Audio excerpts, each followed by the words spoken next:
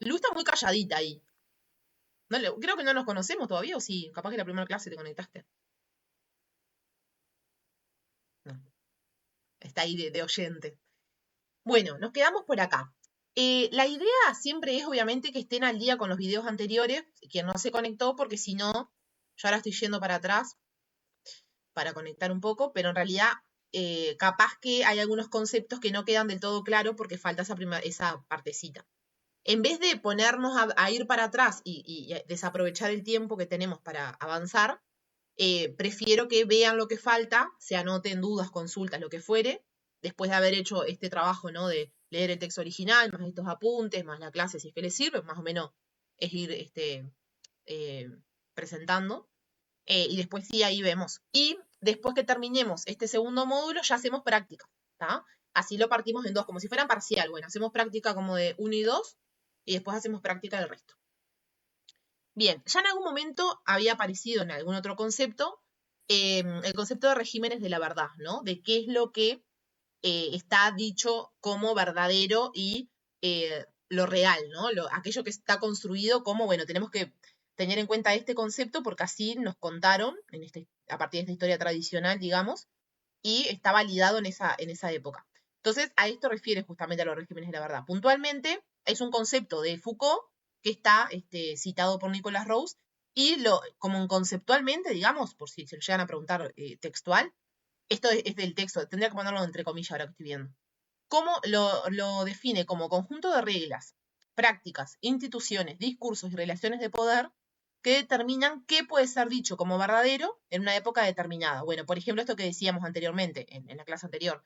El padre de la psicología es, ¿no? O el mayor exponente de la terapia cognitivo-conductual es. Entonces, todo eso es validar en ciertas épocas también a ciertas personas que trajeron ese conocimiento, por ejemplo. Y también se valida, digamos, o se dice que es verdadero, no solamente la época, sino quién tiene la autoridad para decirlo. Entonces, nada, lo que plantea es que justamente lo que la sociedad considera verdadero no depende de la evidencia o la racionalidad, la evidencia científica, por ejemplo, sino de qué se va transmitiendo de generación en generación, como por ejemplo, quién produce el conocimiento, científicos, expertos, profesionales, en qué contexto institucional se lo hace. Hay algunas instituciones que son más valoradas que otras, entonces no es lo mismo si la Universidad de la República dice, hay evidencia sobre, no sé, que este medicamento tiene tal potencia en mejorar ciertos síntomas, o si lo dice otra persona que no es reconocida, por ejemplo. Entonces, bueno, el contexto institucional importa un montón en este sentido. Universidad, laboratorio, medios de comunicación, Estado. No significa que sea lo verdadero, justamente, ¿no? Pero está validado desde ese lugar por esto que se va como construyendo. ¿Con qué reglas de validación se hace? Métodos, lenguajes, criterios de prueba. ¿Y para qué fines o intereses circula este conocimiento? Habíamos dicho que nada es en vano, no se dice, no se da una información al azar, sino que todo tiene que ver con estas relaciones de poder de las que venía hablando Foucault. Ay, perdón, se me fue. ¿Cómo se conecta esto de los regímenes de la verdad de la historia en la historia de la psicología? Entonces, va a retomar esta idea para mostrar cómo la psicología, al igual que otras ciencias humanas, o ciencia psi, puede ser sociología, bueno, la propia historia, eh, y todo lo que tiene que ver con las humanidades, forma parte de un régimen de verdad. Es decir, no solo se describe al sujeto, sino que participa en su producción. Somos nosotros mismos quienes producimos esas verdades que se van a contar como historia después. Por ejemplo, ustedes como futuros psicólogos. Definiendo, por ejemplo, los psicólogos, ¿no? Lo que es sano y lo que es enfermo, lo que es normal o anormal, inteligente o desviado. Por ejemplo, el libro DSM, que es el libro que se utiliza, digamos, para diagnosticar, dice perfectamente, bueno, si un paciente está por 6 meses con esto y aquel otro síntoma, entonces va a desarrollar esto y podemos decir que está fuera de lo normal. Todo eso está nombrado y validado porque una institución lo escribió, bueno, se validó en cada país donde se utiliza, digamos. Entonces, ahí es donde habla de que el sujeto, nosotros mismos, participamos en la producción. Esto del inteligente desviado también lo vamos a ver en historia puntualmente, porque vamos a ver algunas cuestiones de cómo el psicólogo se inserta, por ejemplo, en la educación, y cómo también tiene la potestad técnica de decir si esto es normal o anormal, inteligente o desviado, por ejemplo. Entonces la psicología no solo observa la subjetividad, estas construcciones propias, sino que la construye dentro de un marco de verdad específico que se ha ido construyendo históricamente. El Estado le va dando de alguna manera a las ciencias humanas el poder de decir todo esto, ¿no? De legitimar esto que está normal, patológico, etc.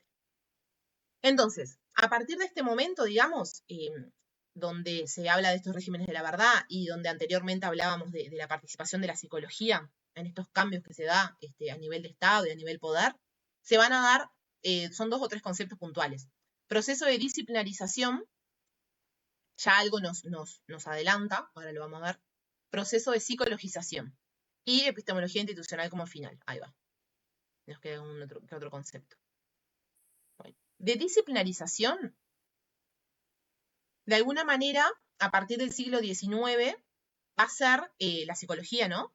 Una ciencia reconocida. Si bien veníamos diciendo que la historia tenía una larga data, como que, bueno, se reconoce en la medida en que tiene evidencia para decir que es una ciencia, ¿no? A este proceso mismo se le llama disciplinarización. Y Nicholas Rouse lo presenta como un fenómeno profundamente ligado a alianzas estratégicas que la psicología estableció con otros campos de saber. Por ejemplo, en trabajo conjunto con médicos y trabajar ahí en el área de la salud, o en conjunto con trabajadores sociales en el área comunitario, con instituciones estatales también. Por ejemplo, un proceso que se dio en Uruguay, que después lo vamos a ver en profundidad, es la inserción del psicólogo, por ejemplo, en la creación del MIDES. Los primeros llamados que hacen MIDES, aparte de trabajadores sociales, por ejemplo, van a ser psicólogos. Y eso lo utiliza justamente para poder gobernar a las personas. Eso igual me estoy adelantando en algunos conceptos. Y con técnicas específicas que ya tenían legitimidad en otras áreas.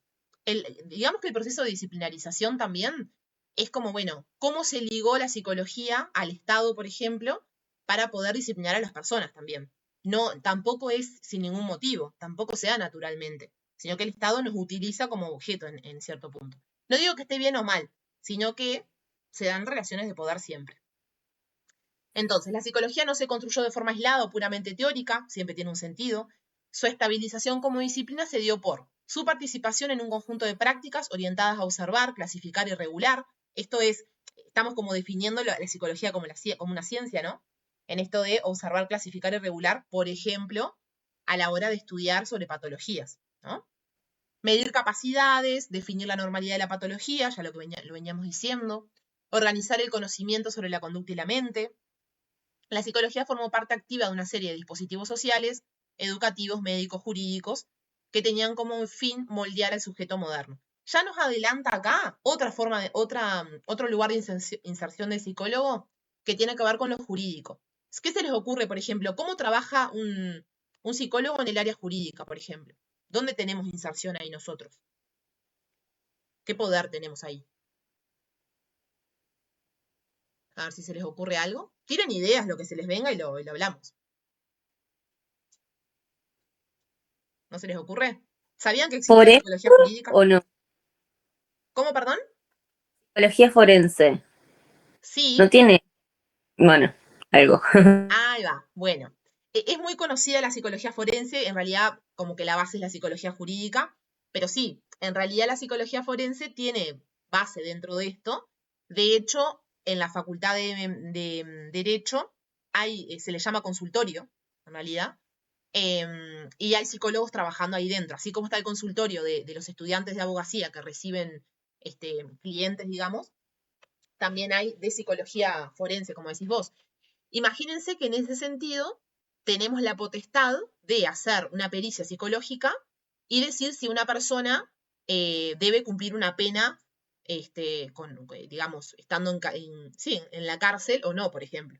O si alguien es culpable, no sé, de una violación, ¿no? A ese nivel tenemos la potestad. Entonces, bueno, por eso es tan importante este proceso y por eso lo trae también este texto, ¿no? De entender a la psicología como la relación con el Estado, por ejemplo, en este sentido, porque bueno, obviamente es el poder supremo está ahí en el Estado. ¿Se entiende la importancia de esto?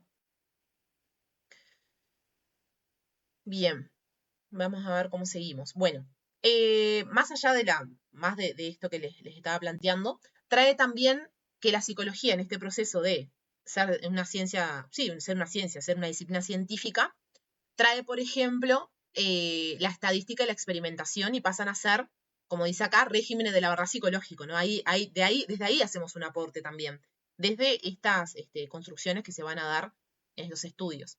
Estas herramientas no fueron meros apoyos, sino que definieron lo que se podía considerar conocimiento válido. Por ejemplo, en la aplicación de test psicológicos puede dar lugar a esto de las pericias, como decíamos.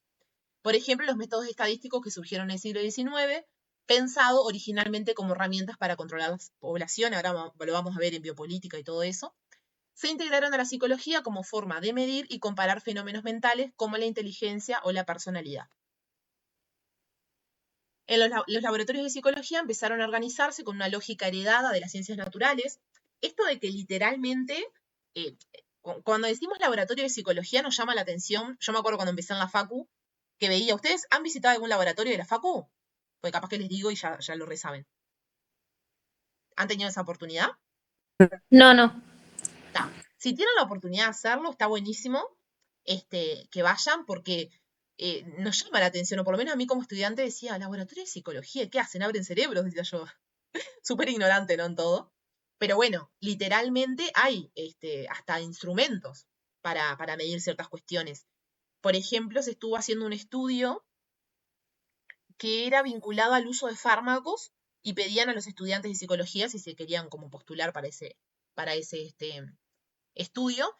Y no lo hacen porque un grupo de estudiantes dijo, che, quiero saber cómo funciona este medicamento en el cerebro, porque eso le corresponde capaz a la Facultad de Medicina. Había algo conectado con aspectos que sí es del área de la psicología, eh, pero que a la vez ese contenido de ese estudio no era para guardarlo, era para publicarlo y probablemente llegue a lugares impensables, ¿no? Como puede ser, bueno, al propio Estado, de dejar de utilizar ciertos medicamentos o dejar de hacer ciertos procesos, no sé, como por ejemplo también puede participar en los cambios que haya a nivel de dispositivos de salud mental también, ¿no? ¿A quiénes le van a preguntar o a quiénes van a solicitar información? Va a ser a la Facultad de Psicología.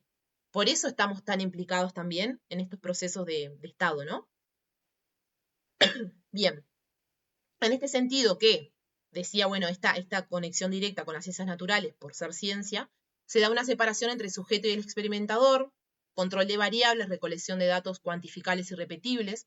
Esto llevó a un giro decisivo. El sujeto psicológico mismo, que es la persona, digamos, comenzó a ser moldeado por las técnicas que supuestamente lo describían. Digamos que al comienzo de todo este proceso de disciplinarización y de psicologización, se hacían estudios para explicar ciertas cuestiones, pero acá se deja de usar de una manera descriptiva, sino que se empieza a generar herramientas para, sí, podemos decir para manipular, que no deja de ser eso.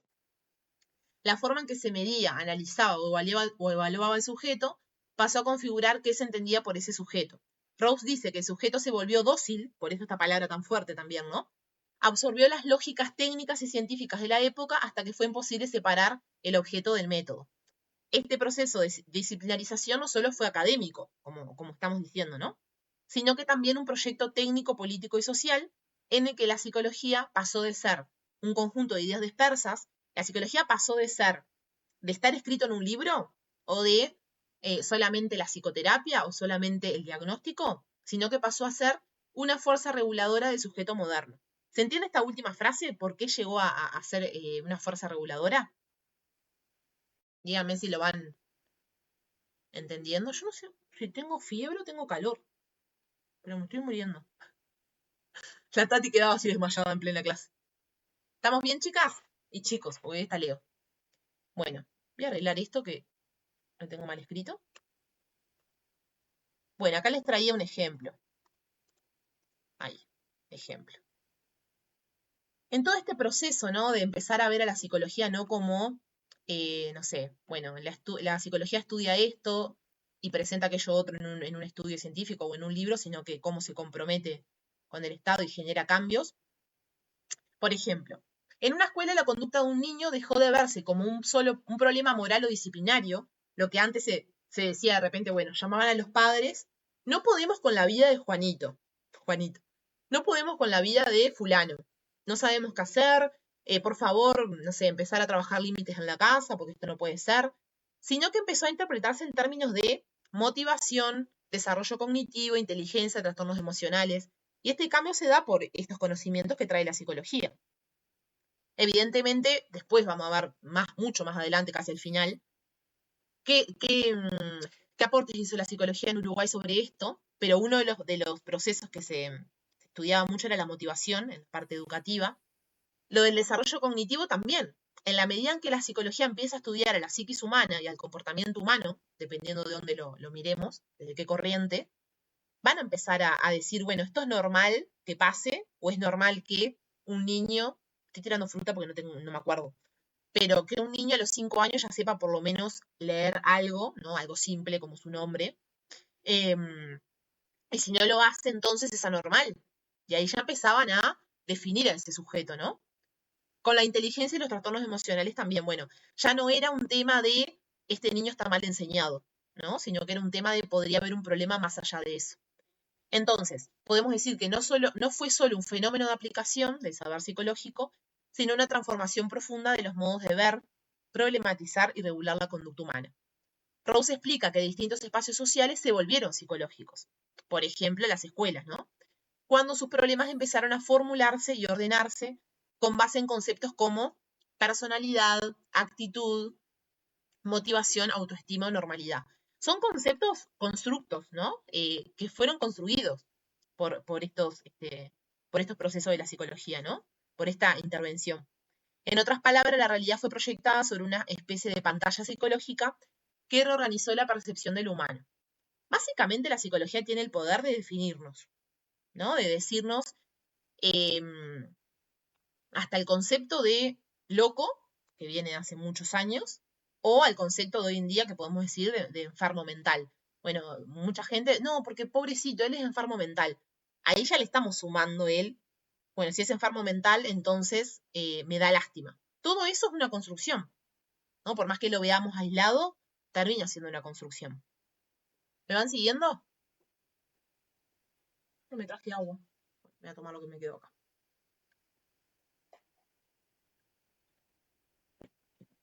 Bien.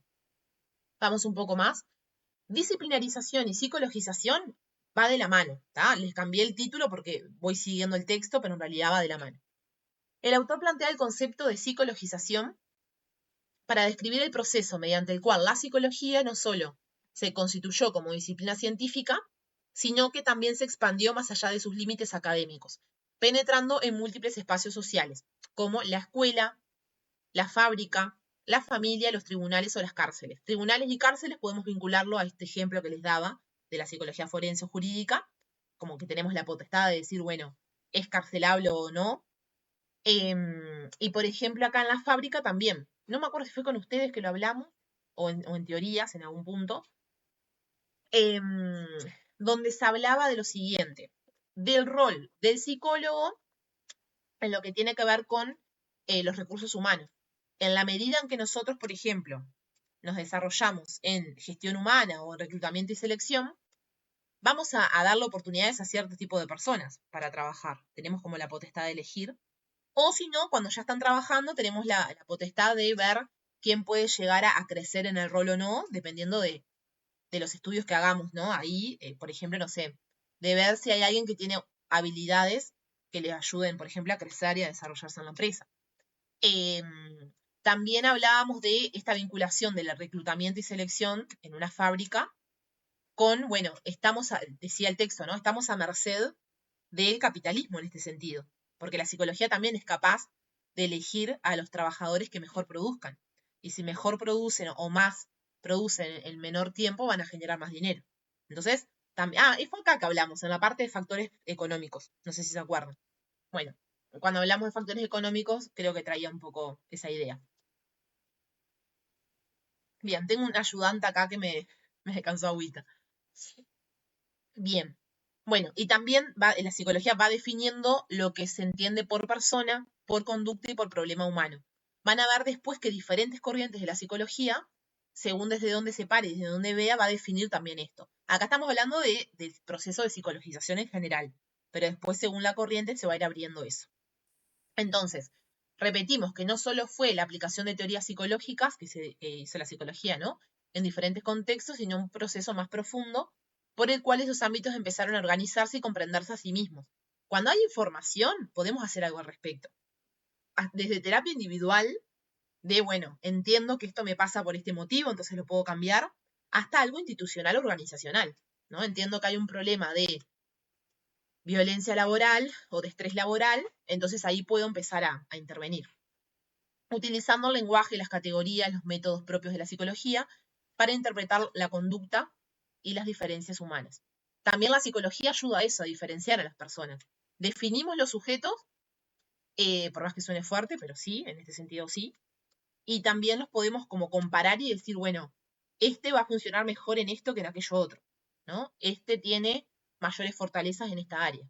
Entonces, vuelvo a repetir, la importancia que el Estado y que en general todo digamos, las disciplinas nos dan a la psicología, ¿no?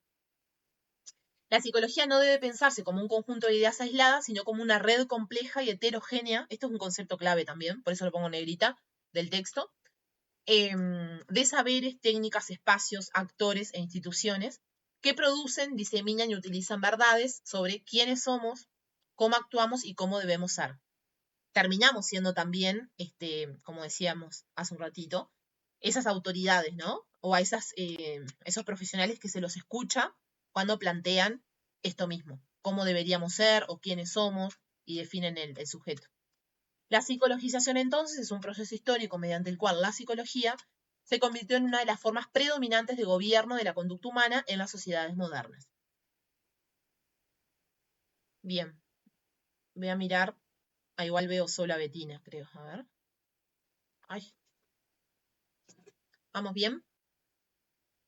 No, no veo a nadie. Ahí te quiero ver, Betina, así veo que vamos bien. Perfecto.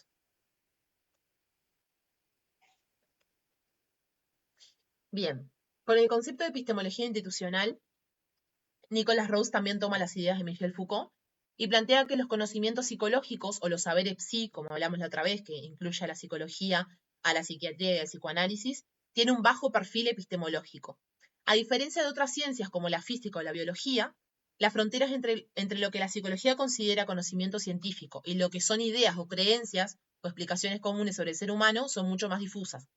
Por ejemplo, si el Estado fuera, y ahora les voy a contar una cosa puntual, si el Estado fuera a elegir hoy en día, ¿no?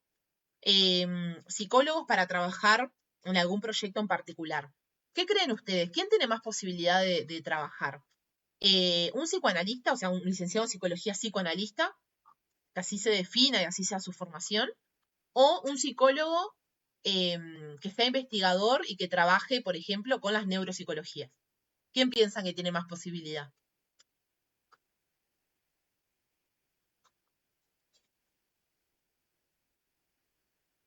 ¿Podés repetir la pregunta?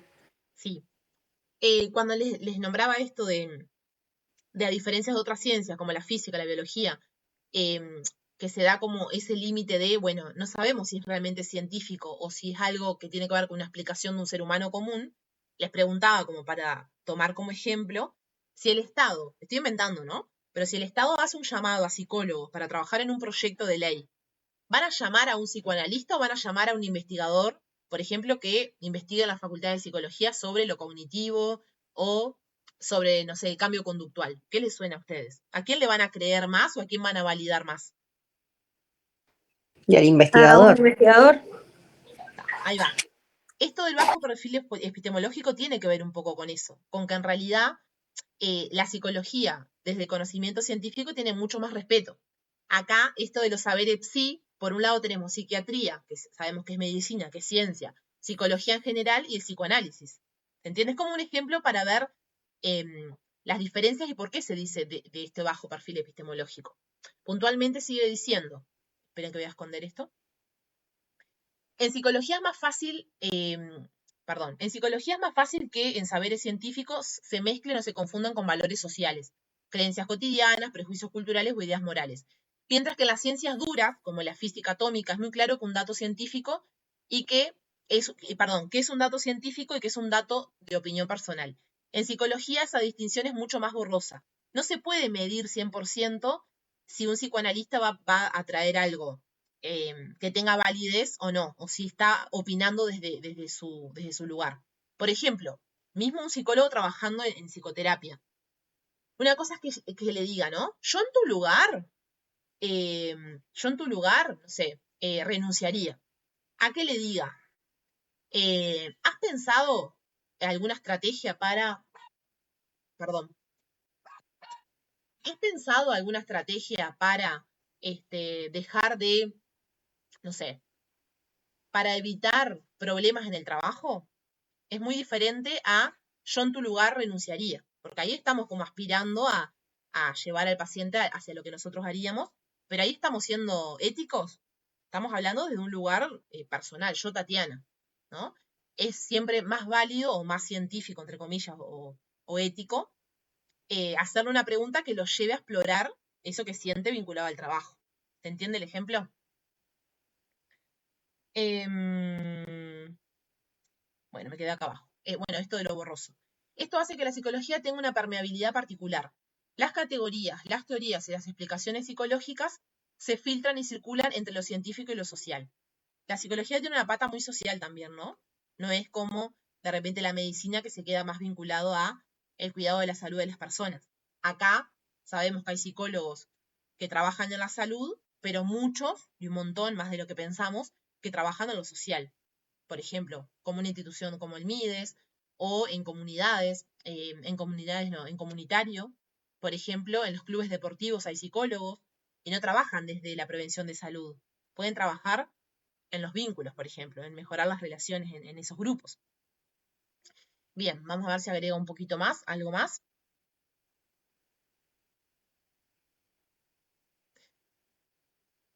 Bien, más adelante dice el texto. No deberíamos entender esta mezcla como un simple intercambio de ideas entre la ciencia y la cultura, o sea, esto de lo social y de lo científico. No se trata solo de que la psicología toma prestadas metáforas o creencias populares. Lo que ocurre es más profundo. En la psicología, la práctica y la teoría están profundamente entrelazados. No hay una diferencia entre lo que se dice y lo que se hace. Hay como una continuidad, digamos. Esto significa que lo que cuenta como conocimiento científico en psicología depende de cómo se aplican las instituciones concretas. Ay, perdón, toqué mal acá. En las instituciones concretas como... Esperen un segundo. Acá. Como las escuelas, los hospitales, las cárceles o los tribunales. La psicología no produce saberes en abstracto, sino que sus teorías se construyen en interacción directa con las prácticas sociales. El psicólogo, por ejemplo, en comunitario, va a ir con una idea, no sé. Cuando trabaja con personas que viven en la calle, puede ir con la idea de que va a ser difícil hacerles entender que es mejor que vayan a un hogar. Uno puede ir con ese como prejuicio o algo que tiene pensado que es así, bueno, por todas las condiciones que se dan. Sin embargo, en la medida en que está en ese campo, también va a seguir construyendo teoría, porque tal vez se encuentran con que hay personas que sí quieren ayuda, pero que no saben a dónde ir a pedirla, por ejemplo. Por eso se solapa un poco esto em, de cómo están conectados la teoría y la práctica.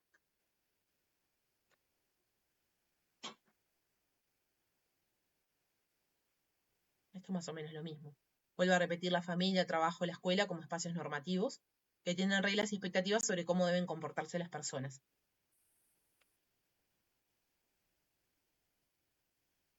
Se repite. Bien, pasamos a este concepto. A ver cuánto nos queda de este. Tecné, gobierno y autoridad. Sí, ahí termina. ¿Vamos bien, chicos? ¿Tienen algo para aportar? ¿Alguna pregunta?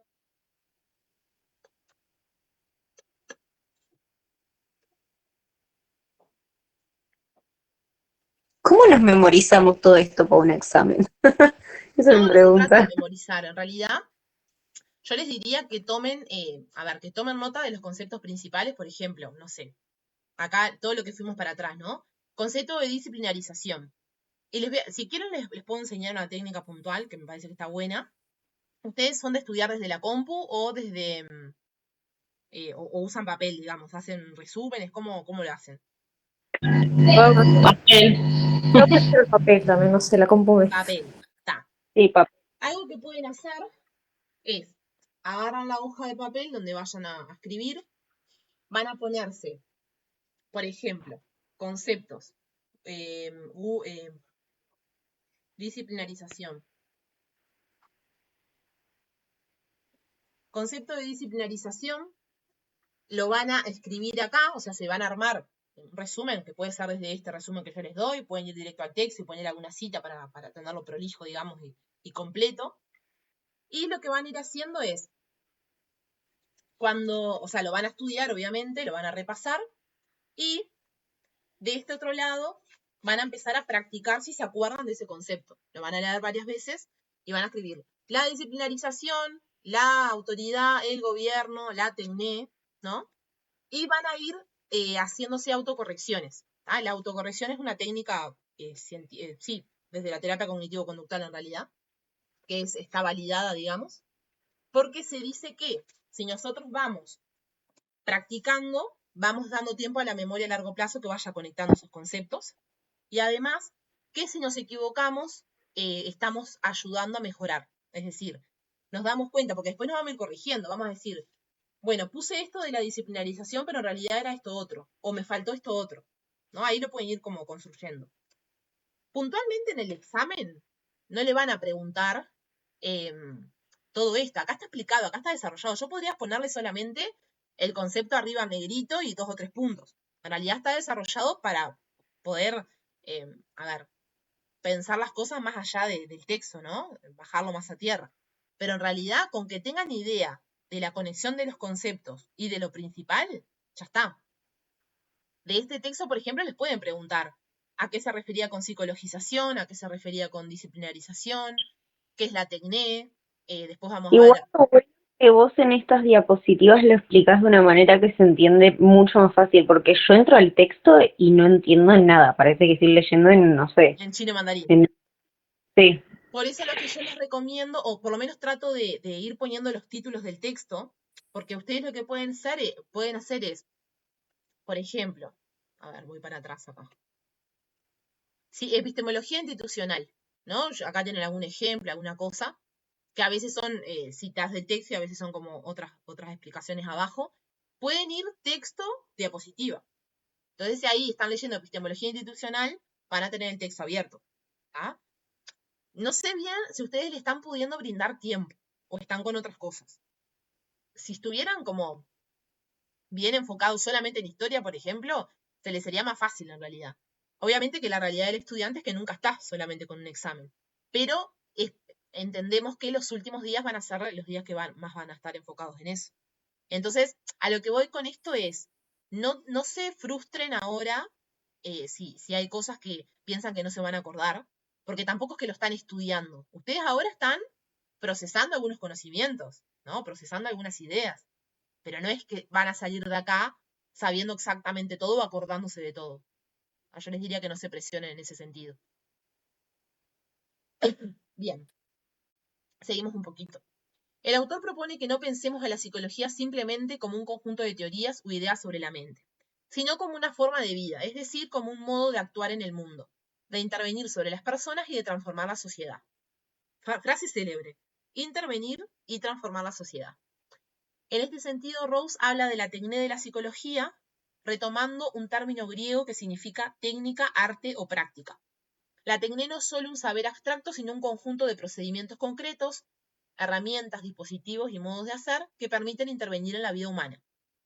3 dimensiones principales que muestran cómo la psicología se conecta con el poder y la subjetividad. Por ejemplo, la psicología contribuyó en transformar la lógica de los programas de gobierno. Más o menos el ejemplo que yo les daba hoy, de esto de, bueno, ¿cómo es? De los psicólogos trabajando con el Estado, ¿no? O con el gobierno.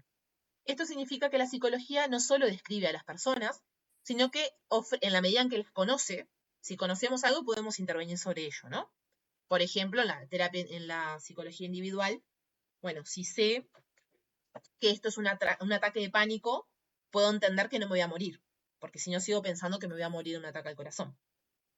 Sino que ofrece estrategias para gestionarlas, moldear su conducta y dirigir su vida. participando activamente en las formas de gobernar a la población en las sociedades modernas. Hoy vamos a ver eso, si nos da tiempo, lo del gobierno. La psicología ha transformado la legitimidad de la autoridad. Gracias a su lenguaje científico, la psicología le da una nueva base de legitimidad a las figuras que ejercen poder sobre los demás. Por ejemplo, estudia la relación de los alumnos-maestros y cómo el maestro tiene cierto poder sobre los niños. Moldean. Los maestros son grandes moldeadores de niños. El juez, el orientador vocacional, el psicólogo clínico, etc. Todos estos actores pueden apoyarse en el saber psicológico para justificar su autoridad y su intervención en la vida de las personas. Puntualmente, por ejemplo, el maestro y los profesores tienen idea de psicología. Digo tienen idea porque en realidad es una materia en primer año, que se llama desarrollo humano. Pero bueno, pónganle que sí, algo saben sobre la psicología de las personas. El médico un poco también, algo tienen también en primer año. La psicología ha generado una transformación en la ética. Esto quiere decir que ha influido en cómo entendemos lo que está bien o mal, lo que es deseable o indeseable en términos de comportamiento, en términos de salud mental, adaptación social y realización personal. Por ejemplo, en términos de salud mental, puede estar vinculado, por ejemplo, con ciertos procedimientos. Bueno, si una persona llega a una emergencia médica por un IAE, bueno, ¿qué tenemos que hacer respecto a esto? Esto está todo como escrito y validado porque en algún momento así se escribió, ¿no? Esta psicología entonces no solo describe la conducta, sino que también nos dice cómo deberíamos ser, sentirnos y vivir. Por eso habla también al principio decía de una forma de vida, porque estamos moldeando continuamente los comportamientos. ¿Se entendió el concepto de Tecné?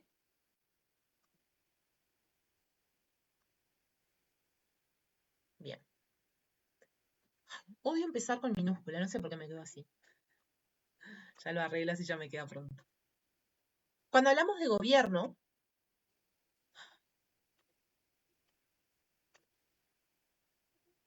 odio que se me ponga lenta la comp. Es porque estoy grabando, claro.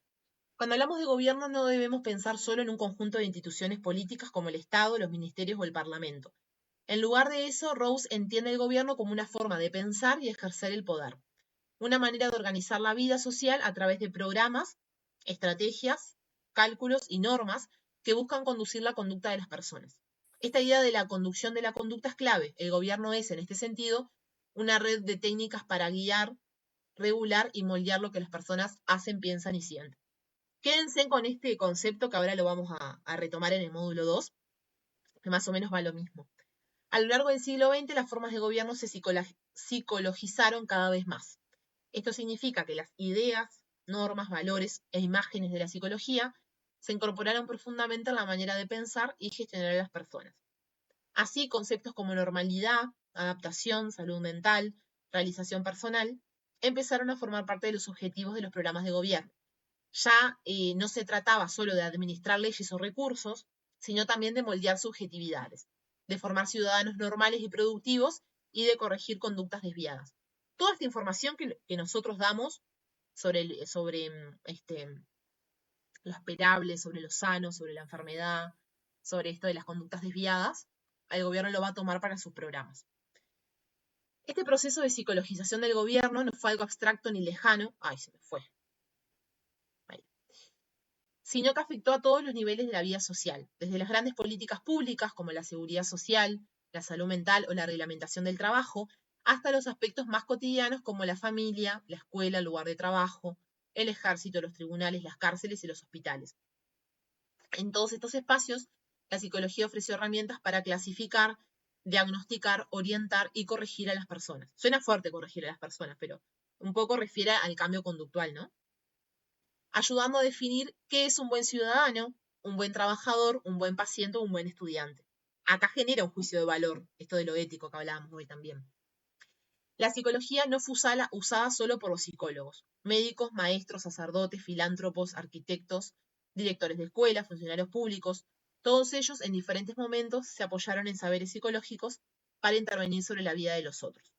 Por eso Nicholas Rawls sostiene que el gobierno moderno está profundamente ligado al conocimiento psicológico de la subjetividad. Las formas contemporáneas de poder político no solo administran leyes o recursos, sino que también moldean nuestras formas de ser y de entendernos como sujetos. Yo creo que si no estudiamos a Foucault, no entendemos como el poder que tiene el Estado sobre nosotros, ¿no? Obviamente que Foucault era crack en esto, en hacer una crítica sobre el Estado y el poder. ¿Se va entendiendo la conexión de todos estos conceptos? Va como cada vez conectando mucho más, ¿no? Ay, no, me siento recaliente. Algo me está pasando en este cuerpo. Bueno, ¿me dan el ok para seguir entonces? Creo que nos queda... Sí, autoridad nomás. Autoridad y ética. Cada vez queda más. No termino mal este primer módulo. Ah, no, pará. A ver. Ah, sí, ahí. Es como que se van reproduciendo las diapositivas. Ya lo terminamos, ya lo terminamos. ¿Tienen alguna pregunta, alguna duda, algo que quieran aportar? Si se quedan calladitos, yo entiendo que está todo perfecto. Tati se trancó ahí un rato Un rato, un ¿cuánto? rato Sí. bastante, no sé, unos minutos. Ay, bueno. Oh, pensé que había silenciado ella, pero... Ah, se me había Estaba silenciado a mí. petrificada. O sea, yo no escuché nada de autoridad, por ejemplo. Ah, no empecé igual. Ah, ta.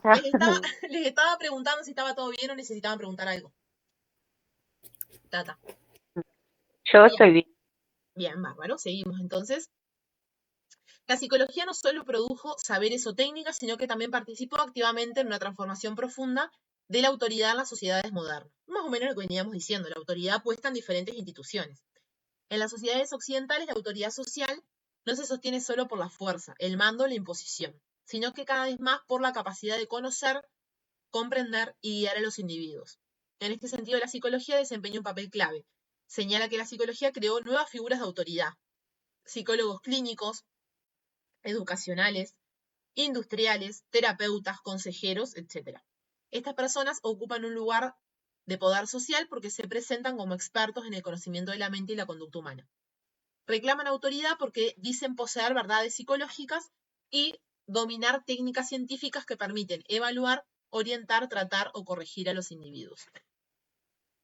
La psicología ayuda a redefinir qué es un problema o una preocupación sobre la que se ejerce autoridad. Por ejemplo, conceptos como normalidad o riesgo no son simplemente hechos objetivos, sino construcciones psicológicas que permiten clasificar a las personas. Por ejemplo, no sé, puede ser el riesgo de suicidio, en esto que les decía de la construcción de protocolos, bueno, el riesgo de suicidio, el riesgo de eh, reincidir en un delito, a ver, ¿qué más puede ser? Bueno, más o menos por ahí, como en dos ámbitos diferentes. Ahí va. ¿Qué es un riesgo o quién es un riesgo para la sociedad, por ejemplo?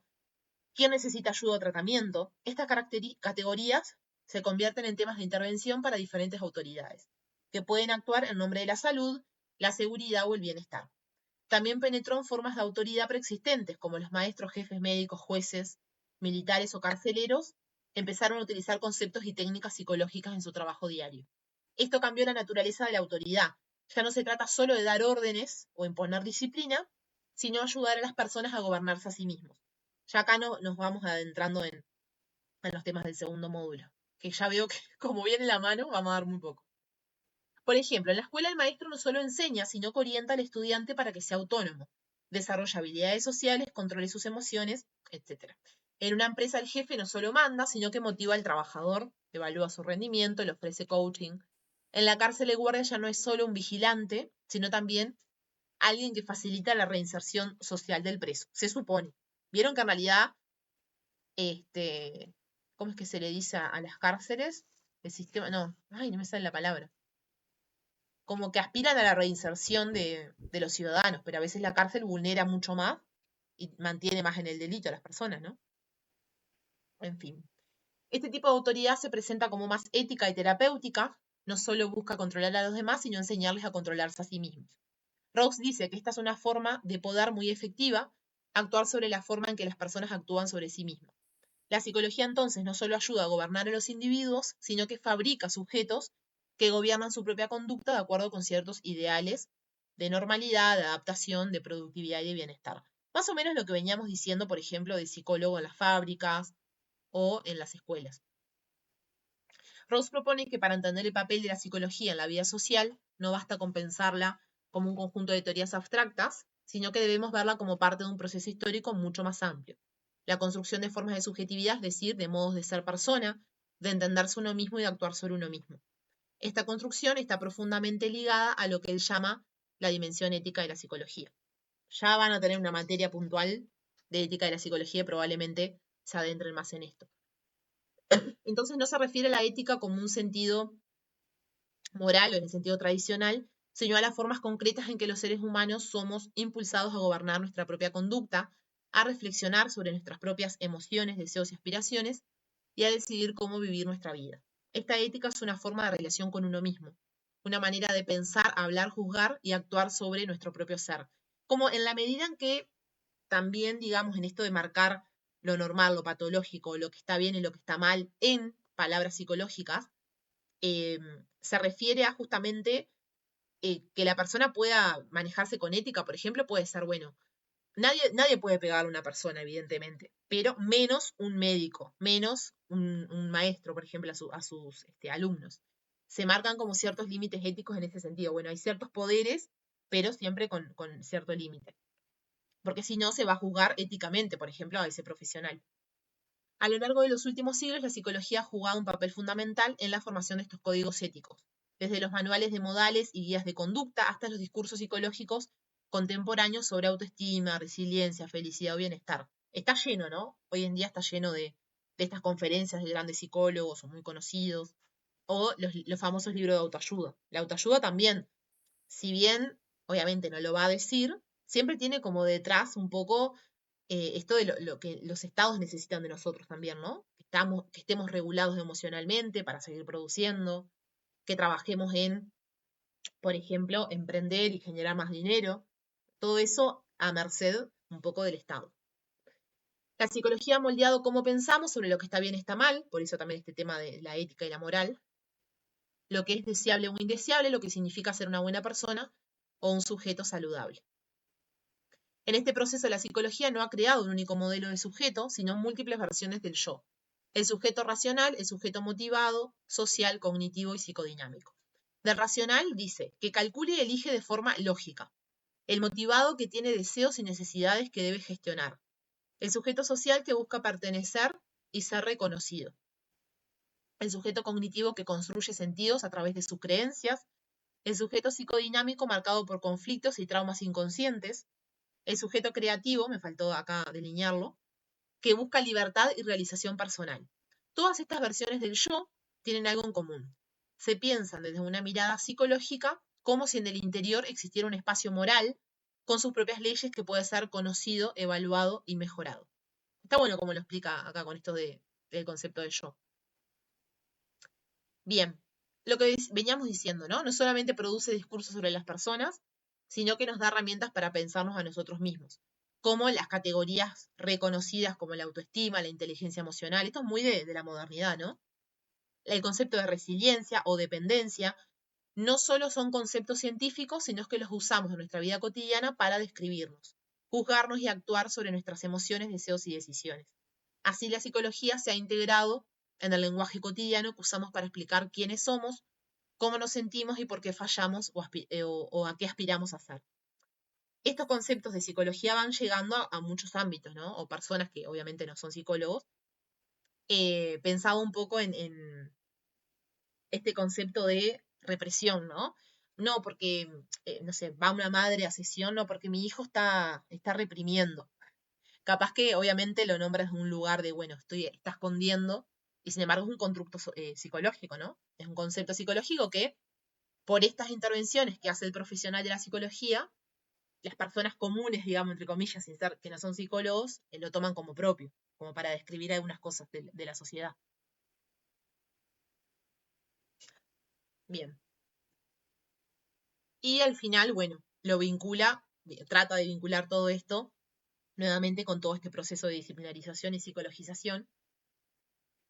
No se define, la psicología no solo se define solo por lo que es, sino principalmente por lo que hace en la sociedad y en cómo pensamos. Finalmente, cómo se cumplen esos objetivos, ¿no? Esta disciplina ha cambiado profundamente la manera en que entendemos a las personas, sus comportamientos, valores y leyes que rigen sus acciones.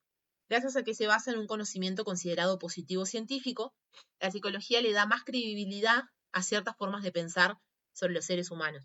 Hoy cuando les preguntaba esto del gobierno y del tipo de psicólogo que elegirían, va un poco a eso, a la credibilidad, ¿no? Bueno, te puedo presentar este proyecto en base a estas investigaciones, o yo te puedo decir como psicoanalista que las personas necesitan más esto. Es muy diferente. La psicología hace posible conceptualizar al ser humano mediante diferentes lógicas y fórmulas, y permite evaluar científicamente estas ideas sobre las personas. Esto hace que las personas sean más manejables o dóciles, más abiertas a ser influenciadas por otros, y también a cambiarse a sí mismas a través de intervenciones psicológicas diseñadas para modificar disposiciones y cualidades internas. Perdón. Una historia crítica de la psicología, todo este texto, busca mostrar los complejos y ambiguaciones entre la ética de la subjetividad, esto último, ¿no? Cómo entendemos y valoramos la experiencia interna de las personas, las verdades que produce la psicología, todos estos constructos, ¿no? Que se van construyendo a pasar del tiempo y en diferentes instituciones, y el uso del poder que estas verdades implican. Esta historia crítica nos invita a repensar, cómo la psicología, como conocimiento y práctica, se relaciona con los desafíos actuales que enfrentan las democracias liberales para gobernar y manejar la subjetividad de las personas.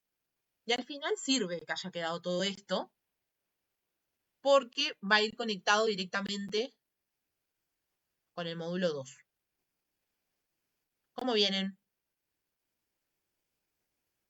Ahí veo la manito. Bien, estoy abriendo acá de vuelta el otro. Comparto de nuevo. Tengo que cortar esta grabación así no